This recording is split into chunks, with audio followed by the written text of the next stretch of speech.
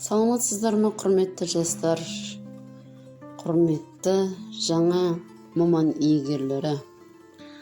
Бүгінгі тақырыбым жастар практикасы жайында болады.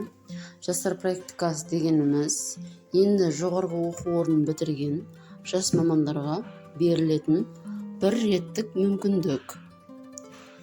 Бұл мүмкіндіктен әрбір жас маман иесі қолдануы керек деп ойлаймын.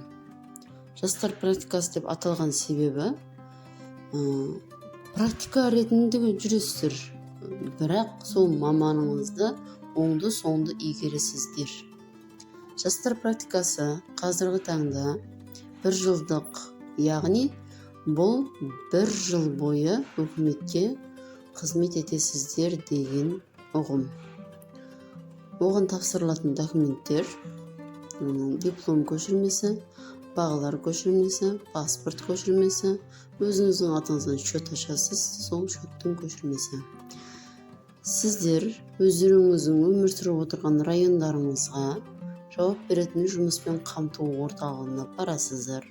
Сол жерден осындай жастар практикасымен жұмысқа кіруіме бола ма, міне менің документтерім деп алып барсаңыздар, ол кісілер сіздерге жөн жоралғысын айтады. Құрметті менің көрермендерім, маған лайк басып тіркеліп кетіңіздер.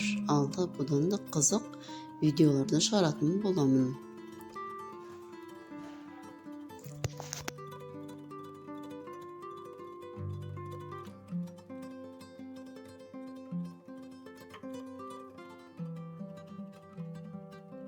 Құрметті көрермендерім, сіздермен біраз уақыт болмай қалдым. Бұдан кейін барынша видео салып тұрамын.